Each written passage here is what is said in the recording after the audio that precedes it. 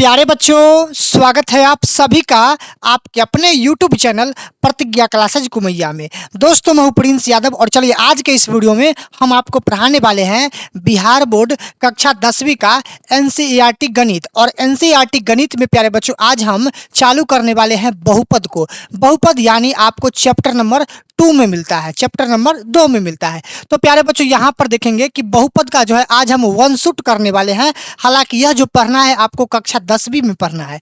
तो प्यारे बच्चों, बहुपद कहने का मतलब पॉलिनोमियल, अर्थात पॉलिनोमियल क्या है। सबसे पहले बहुपद का डेफिनेशन जानेंगे, बहुपद के प्रकार जानेंगे यानी बहुपद के कितने भेद है वो जानेंगे। उसके बाद बहुपद का कुछ व्यापक रूप जानेंगे। बहुपद में चर राशि किसे कहते हैं, अचर राशि किसे कहते हैं, बीजीय व्यंजक किसे कहते हैं उसे जानेंगे, ऋणोत्तर पूर्णांक किसे कहते हैं उसको हम लोग समझेंगे। उसके बाद प्यारे बच्चों रैखिक बहुपद किसे कहते हैं, द्विघात बहुपद किसे कहते हैं, त्रिघात बहुपद किसे कहते हैं, ये सब के बारे में हम लोग थोड़ा सा इंट्रोडक्शन करते हुए कुछ फॉर्मूला कॉन्सेप्ट समझते हुए डायरेक्ट हम लोग पढ़ेंगे क्या, प्रश्नावली 2.1। यानी प्रश्नावली 2.1 अर्थात एक्सरसाइज 2.1 का पूरा अध्याय समाप्त हो जाएगा। तो अभी के इस लेक्चर में प्यारे बच्चों आपको बेसिक से लेकर के हाई लेवल तक पढ़ाएंगे। बेसिक में यानी बहुपद का जो इंट्रोडक्शन वगैरह है वो सारे चीज पढ़ा के आपको इसमें हम एक्सरसाइज भी पढ़ाने वाले हैं। तो प्यारे बच्चों इस वीडियो को आप अंत तक देखना, फुल वॉच करना, ठीक है ना बाबू, ताकि आपका जो भी बहुपद से रिलेटेड आपके प्रश्न आपके अंदर में जो डाउट आएगा कि हाँ भाई हम ये प्रश्न को नहीं बना पाते हैं, तो अभी के इस वीडियो देखने के बाद आप उस प्रश्न को बना पाएंगे। चलिए प्यारे बच्चों हम शुरू करते हैं। इससे पहले अगर मेरे चैनल पे नए बने हैं तो चैनल को सब्सक्राइब करके वीडियो को लाइक भी प्रेस कर दीजिएगा। आइए तो सबसे पहले बाबू यहाँ पर देखेंगे Bihar board class 10 maths solution. हालांकि चैप्टर नंबर 2 है, बहुपद है यानी एक्सरसाइज 2.1 है। आपके पास यही ना बुक है, इसी बुक से आप तो पढ़ते हैं, यही है NCERT मैथ्स, ठीक है ना। तो यहाँ पर सबसे पहले समझेंगे बहुआ कि बहुपद किसे कहते हैं यानी पॉलिनोमियल किसे कहते हैं। तो प्यारे बच्चों यहाँ पर हमने 2 पार्ट में परिभाषा को दिया है। पहला परिभाषा क्या है कि ऐसा बीजीय व्यंजक जिसमें चर की घात ऋणोत्तर पूर्णांक हो।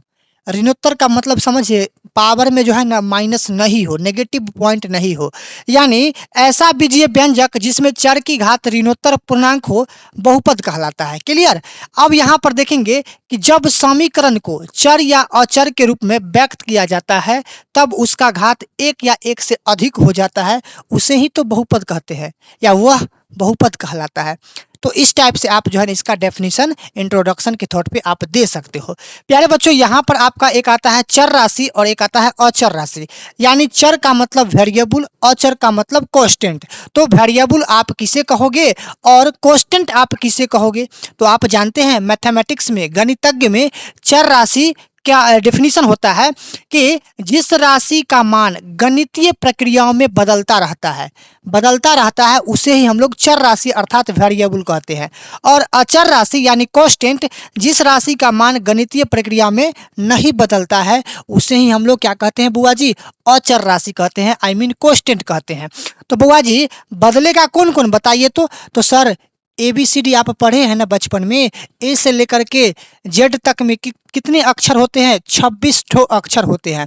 यानी A to Z, ए से लेकर के जेड तक, यानी किसी भी लेटर्स का मान जो है ना नहीं बदल सकता है। जैसे मान लीजिए सपोज कीजिए कभी कभी आप इक्वेशन वगैरह पढ़ते हैं तो कभी x का मान निकालना रहता है, कभी y का मान निकालना रहता है, कभी a का मान निकालना रहता है। तो कहने का मतलब चर राशि जो ABCD से शुरुआत होता है जेड तक जाता है, तो ये अक्षर यानी कहने का मतलब A से Z तक 26 अक्षर जो है इसको हम लोग बोलेंगे चर राशि। और इस चर राशि का मान जो है ना हमेशा बदलता है। और अचर राशि किसे कहेंगे तो आप ऑल नेचुरल नंबर को कहेंगे, यानी गिनती की संख्या को कहेंगे जो 1 से चालू होता है और इनफाइनाइटिव यानी अपरिभाषित अनंत तक जाता है, उसको आप बोलोगे क्या, अचर राशि यानी कांस्टेंट। तो अचर राशि जैसे 1 2 3 4 बताइए डैश डैश डैश, ये क्या है, अनंत है। तो प्यारे बच्चों क्या 1 के स्थान पे 2 आ जाएगा, क्या 2 के स्थान पे 5 आ जाएगा, नहीं। तो अचर राशि कभी नहीं बदलता है, भेजा में घुसा लीजिए, और चर राशि XYZ बदलता है। क्लियर, समझ में आ गया ना। अब प्यारे बच्चों थोड़ा सा हम लोग आगे बढ़ते हैं। यहाँ आता है बीजीय व्यंजक। अब बीजीय व्यंजक किसको बोलोगे बाबू, बीजीय व्यंजक का यहाँ पर हम कुछ परिभाषाएं बना दिए हैं कि चर तथा अचर राशियों के योग, अंतर, गुणन एवं भाग के संयोग से बने पद को क्या कहते हैं? बीजीय व्यंजक कहते हैं। एज ए एग्जाम्पल प्यारे बच्चों, चर राशि तथा अचर राशि। जैसे चर राशि का मतलब क्या, हमने x ले लिया, और अचर राशि का मतलब क्या, हमने कोई अंक यानी डिजिट ले लेते हैं। जैसे हम 2 ले लिए, तो x हुआ चर राशि और 2 हुआ अचर राशि। तो इन दोनों के बारे में क्या कहा गया है? योग। योग का मतलब आप प्लस करोगे तो ये क्या है? एक प्रकार के बुआ जी बीजीय व्यंजक है। अगर हम योग यानी प्लस न लेते हैं तो हम इसे अंतर भी ले लेंगे। अंतर का मतलब होता है माइनस, इसमें माइनस लगा दो तो ये भी एक प्रकार के बीजीय व्यंजक है। अगर हम गुणन कर देते हैं, गुणन का मतलब बुआ जी इन दोनों के बीच में अगर आप गुना कर देते हैं तो 2x को गुना कीजिएगा तो बनेगा कितना? 2x, अर्थात ये भी क्या है? एक प्रकार के बीजीय व्यंजक है। बुआ जी यहाँ पर उसी प्रकार से भाग है, भाग के संयोग से बने पद को हम लोग बीजीय व्यंजक कहते हैं। समझ गए होंगे बीजीय व्यंजक के बारे में। अब आता है यहाँ पर ऋणोत्तर पूर्णांक किसको कहेंगे? सर ऋणोत्तर पूर्णांक का मतलब होता है कि पावर यानी चर, पावर यानी प्यारे बच्चों चर के घात में। पावर का मतलब समझते हैं? ऊपर यानी घात में, यानी पावर यानी चर के घात में माइनस नहीं रहना चाहिए, नेगेटिव नहीं रहना चाहिए, सिर्फ और सिर्फ पूर्ण संख्या यानी होल नंबर रहना चाहिए। कहने का मतलब प्यारे बच्चों, हम जैसे कोई चर राशि ले लिए x, तो x के पावर में -1 रहेगा तो क्या ये बहुपद है? नहीं सर, ये माइनस नहीं होता है, प्लस रहना चाहिए। तो कहने का मतलब x के पावर में बउआ जी, x के पावर में कोई होल नंबर रहना चाहिए। कहने का मतलब कोई पूर्ण संख्या रहना चाहिए। पूर्ण का मतलब होता है 0 1 2 3 4, यानी जो 0 से चालू किया गया हो और अनंत तक गया हो, है ना? तो उसी को आप बोलोगे पूर्ण संख्या यानी होल नंबर। तो x के पावर में 0 रखो या x के पावर में 1 रखो या x के पावर में 2 रखो, इसी को बोला जाता है क्या बाबू? ऋणोत्तर पूर्णांक। आई होप कि आप लोग समझ गए होंगे। अब आते हैं नेक्स्ट पॉइंट पे। नेक्स्ट पॉइंट है हम लोग का, बहुपद मुख्यतः 3 प्रकार के होते हैं। अब समझिए कि बहुपद मुख्यतः कितने प्रकार के? 3 प्रकार के होते हैं, लेकिन आवश्यकता के अनुसार पर जो है ना बहुपद अनेकों प्रकार के हो सकते हैं। आवश्यकता का मतलब क्या होता है? अगर घात के अकॉर्डिंग आपसे पूछ दे कि अरे बताओ x के पावर में 5 ये कौन सा घाती बहुपद है, तो सर पावर में 5 है, इसका मतलब 5 घाती बहुपद, तो वो होगा आवश्यकता के अनुसार। लेकिन हम लोग को सिलेबस के अनुसार पढ़ना है। बहुपद मुख्यतः 3 प्रकार के होते हैं। पहला होता है रैखिक बहुपद, दूसरा होता है द्विघात बहुपद, तीसरा होता है त्रिघात बहुपद। क्लियर? तो प्यारे बच्चों रैखिक बहुपद किसको कहेंगे? तो जिसके घात में 1 रहता है, यानी वैसा बहुपद जिसके घात में 1 हो उसे हम कहते हैं रैखिक बहुपद। यानी कहने का मतलब रैखिक बहुपद का पहचान क्या होता है? एग्जाम्पल क्या होगा? तो प्यारे बच्चों x के पावर में कुछ ना है तो 1, आप प्लस में आप 1 भी लिख दोगे तो ये एक प्रकार के रैखिक बहुपद है। जैसे हम बोले बुआ रे ये 2 है और x, यानी x के गुणांक में 2, तो 2x हुआ, 2x के पावर में कुछ ना है तो 1 है, आप माइनस में 1 लिखो या प्लस में 1 लिखो या कोई भी 1 के स्थान पे कोई भी नेचुरल नंबर डाल दो, उससे कोई दिक्कत ना है। तो ये सब क्या है? आपका रैखिक बहुपद है। अब आता है प्यारे बच्चों द्विघात बहुपद। तो द्विघात बहुपद का डेफिनेशन होता है कि वैसा बहुपद या वैसे बहुपद जिसके घात में 2 हो, वैसी बहुपद जिसके घात में 2 हो, यानी घात यानी पावर में हमेशा 2 रहना चाहिए, उसी को आप बोलोगे द्विघात बहुपद। एज ए एग्जाम्पल समझिए बुआ जी, यहाँ एज ए एग्जाम्पल समझिए। सबसे पहले पावर में 2 से शुरुआत करेंगे। आई मीन देखिए प्यारे बच्चों, एक्स स्क्वायर प्लस में क्या होगा? x और प्लस में क्या 1 हम लिख सकते हैं। ये एक प्रकार के द्विघात बहुपद है कि नहीं है? हाँ सर ये है, क्योंकि पावर में 2 है, फिर घटते क्रम में पावर में 1 है, तब जाके अचर राशि, तब जाके डिजिट यानी नंबर है ना? अगर फिर हम एक और एग्जाम्पल लेना चाहते हैं, जैसे बुआ जी एक और एग्जाम्पल अब अगर हम ले ले 3x² माइनस में 2x और प्लस में 5, क्या ये बहुपद है? हाँ सर ये भी बहुपद है, क्योंकि पावर में 2 है, उसके बाद घटते क्रम में पावर में 1 है, तब जाके डिजिट यानी नंबर है। तो कहीं ना कहीं ये देखा जाए तो ये द्विघात बहुपद है। क्लियर हो गया ना? अब आता है प्यारे बच्चों त्रिघात बहुपद, यानी वैसा बहुपद जिसके घात में 3 हो, यानी घात में हमेशा 3 होना चाहिए, उसके बाद घटते क्रम में 2 1 जाएगा, उसी को आप बोलोगे क्या? त्रिघात बहुपद। एज ए एग्जाम्पल बुआ जी समझिए त्रिघात बहुपद का। जैसे हम बोलेंगे बाबू रे बताओ x³ plus x² plus x plus 1, क्या ये त्रिघात बहुपद है कि नहीं है? त्रिघात बहुपद का ये मतलब कि एग्जाम्पल है कि नहीं है? हाँ सर है, क्योंकि पावर में x के पावर में 3 है, x के पावर में 2, यानी घटते क्रम में 3 के बाद 2, 2 के बाद यहाँ पर कुछ ना है तो 1 के बाद आ गया नंबर, यानी यह जो है त्रिघातीय बहुपद है। प्यारे बच्चों एक और एग्जाम्पल इसी में अगर हम ले लेते हैं, इसी में एक और एग्जाम्पल ले लेते हैं। जैसे हम बोलेंगे 2x³ minus 3x² plus 4x और प्लस 6, क्या ये प्यारे बच्चों त्रिघातीय बहुपद का एग्जाम्पल है? हाँ सर है, क्योंकि पावर में देखो x के गुणांक में कुछ भी है, 2 है, 3 है, 5 है, कुछ है, उससे हमको मतलब न है। यानी 2x पावर में देखना है, पावर में 3 है, यहाँ पर देखेंगे पावर में 2 है, पावर में देखेंगे 1 है, यहाँ पर नंबर्स है। कहने का मतलब ये आपका हो गया त्रिघातीय बहुपद। क्लियर हो गया? अब प्यारे बच्चों थोड़ा सा आप लोग यहाँ समझिए बहुपद के शून्यक क्या होता है। बहुपद के शून्यक क्या होता है, यानी हेडिंग आप कॉपी में डालिएगा क्या, बहुपद के शून्यक। अब यहाँ से समझिएगा, पहला रैखिक बहुपद का व्यापक रूप। अब हम व्यापक रूप किसे कहेंगे? जैसे ax प्लस बी बराबर 0, जब आप इसको सोल्व करोगे तो 0 खत्म हो जाएगा, तो इधर क्या हो जाएगा, ax प्लस बी हो जाएगा। उसी प्रकार से इसमें आपको निकलेगा क्या, सिर्फ शून्यकों का योग निकलेगा, गुणनफल इसमें नहीं निकलेगा। जैसे शून्यकों का योग, इसको हम लोग बोलते हैं अल्फा प्लस बीटा, अर्थात अल्फा प्लस बीटा का फॉर्मूला बन जाता है माइनस बी बटा ए। जब इस प्रकार से अगर क्वेश्चन रहेगा तो इस क्वेश्चन में सिर्फ शून्यकों का योग ही निकलेगा, गुणनफल नहीं निकलेगा, इसे याद रखना। अगला आता है बहुपद का व्यापक रूप में, अगला आता है बहुपद के शून्यक में यहाँ पर द्विघात बहुपद का व्यापक रूप। द्विघात का मतलब क्या, पावर में 2 वाला। जैसे ax square plus bx plus c बराबर 0, इसको जब सोल्व करते हैं तो 0 खत्म हो जाता है, तो क्या आता है ax square plus bx plus c। अर्थात इसमें शून्यकों का योगफल भी आएगा यानी मूलों का योग, और इसमें शून्यकों का गुणनफल यानी मूलों का गुणनफल भी आएगा।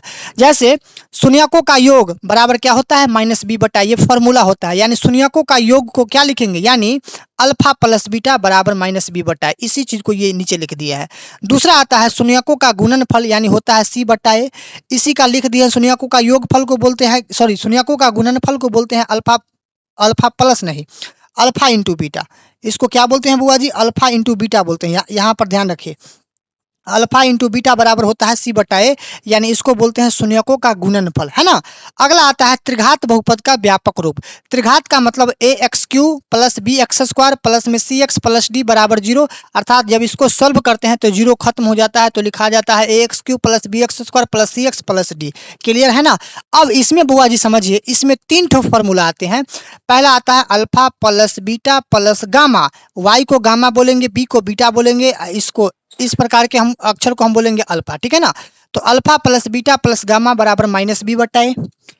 दूसरा alpha beta plus beta gamma plus alpha gamma बराबर होता है सी बटा ए। और तीसरा alpha into beta into gamma बराबर होता है माइनस डी बटा ए। क्लियर है ना बाबू। तो इसी पर हम एक चाहते हैं कि क्वेश्चन अगर आप लोग को मैं बता दूं, इसी पर एक क्वेश्चन दे देते हैं, हम थोड़ा सा समझा देते हैं आपको।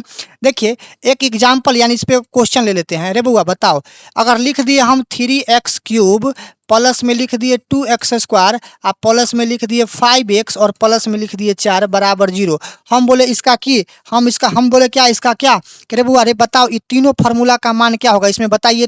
तो सर पहला फार्मूला से चलते हैं। पहला formula alpha plus beta plus gamma बराबर होता है माइनस बी बटा ए। तो यहाँ पर लिखना alpha plus beta plus gamma बराबर माइनस बी बटा ए। तो पहला फार्मूला का अगर वैल्यू आता है माइनस में बी और बट्टा ए, तो इसका मान क्या होगा, माइनस लगा हुआ है माइनस लगा दो, बी का मान हो जाएगा कितना, एक्स के गुणांक में है 2, यानी पहला हो जाएगा ए, दूसरा बी, तीसरा सी और चौथा डी हो जाएगा ना।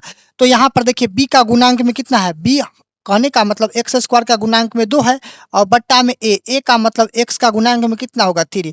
तो कहने का मतलब इसका आंसर आ गया -2/3 आ गया। अब देखिए दूसरा फार्मूला क्या कहता है, दूसरा फार्मूला कहता है alpha beta plus beta gamma plus alpha gamma बराबर होता है सी बटा ए। तो ए ये हो गया, बी ये हो गया, सी ये हो गया। तो सी का वैल्यू कितना है बुआ जी, सी बट्टा ए। सी का वैल्यू कितना है, सी का वैल्यू हो जाएगा 5 और बट्टा ए का वैल्यू हो जाएगा 3, यानी आपका ये रह गया आंसर। क्लियर है ना। अब आता है बुआ जी तीसरा फार्मूला अल्फा बीटा गामा, अर्थात alpha into beta into gamma बराबर फार्मूला होता है माइनस में डी बट्टा ए, यहाँ पर है ना लिखा हुआ। अब देखिए डी का मान कहाँ से रखिएगा, तो पहला ए, दूसरा बी, तीसरा सी और चौथा डी। डी का मान हो जाएगा आपका कितना 4। तो यहाँ पर लिख देना है बुआ जी कितना 4 बट्टा में ए का मान हो जाएगा आपका 3, है ना, आपका हो जाएगा 3। ये माइनस फार्मूला में लगा हुआ है, माइनस लगा दो, आपका ये आंसर हो गया। तो प्यारे बच्चों आपको त्रिघात बहुपद के व्यापक रूप पर एक हम सवाल को भी बना दिए। अगर यह सवाल समझ गए हैं तो आने वाले अगला एक्सरसाइज में आप चुटकियों में उसे मल देना उस क्वेश्चन को, ठीक है ना। चलिए आते हैं अब यहाँ प्रश्न संख्या 1 यानी अब चालू हो जाता है हम लोग का एक्सरसाइज प्रश्नावली 2.1। 2.1 में पढ़ना है किसी बहुपद px के लिए अगर y बराबर px ग्राफ नीचे आकृतियों में दिया गया है, ये आकृति है, ठीक है ना, आपके बुक में भी होंगे। प्रत्येक स्थिति में px के शून्यकों की संख्या ज्ञात कीजिए। शून्यक की संख्या ज्ञात कीजिए। प्यारे बच्चों, आप थोड़ा देर के लिए आपको मैं समझाना चाहता हूं। ये y एक्सिस है, ये x एक्सिस है, यानी इसको बोलेंगे x अक्ष, ऊपर वाला को बोलेंगे y अक्ष, ठीक है ना। ये हो गया सेंटर, अर्थात o कहने का मतलब o से डिनोट करते हैं। o का मतलब होता है ओरिजिन यानी उत्पत्ति करना। ये हो गया x और इधर हो गया x नेगेटिव, ऊपर हो गया y पॉजिटिव, नीचे हो गया y नेगेटिव, है ना। तो कहने का मतलब बोला है x के शून्य की संख्या ज्ञात कीजिए। कहने का मतलब x क्या है, तो x एक्सिस है, x अक्ष है, तो x अक्ष पर जय बार प्रतिच्छेद करेगा रेखा उसी को काउंट करना है। तो देखिए आपका x वाला तो ये ना है, तो इस x पर जो है इस रेखा पर कोई माने प्रतिच्छेद करता है, नहीं करता है, तो इसका आंसर क्या होना चाहिए, इस पर कोई प्रतिच्छेद नहीं करता है, यानी इसका वैल्यू हो जाएगा 0, है ना। इस पर कोई रेखा प्रतिच्छेद नहीं करता है, तो पहला का आंसर हो गया। अब दूसरा आइए, दूसरा में देखिए ये x एक्सिस है ना, तो इस पर देखिए ये रेखा इस प्रकार से गया है, तो एक बार प्रतिच्छेद कर दिया, यानी प्रतिच्छेद किया है ना, तो आपका यहाँ पर इसका वैल्यू बन गया कितना, इसका वैल्यू बन गया 1, यानी एक बार प्रतिच्छेद कर दिया। तीसरा का आंसर देखिए, यहाँ से गया x पर एक बार काटा, फिर वापस आया, यहाँ पर दूसरा बार काटा, फिर वापस गया, यानी यहाँ पर काट दिया, तो एक इसका आंसर हो गया आपका 3, है ना, इसका आंसर आ गया 3।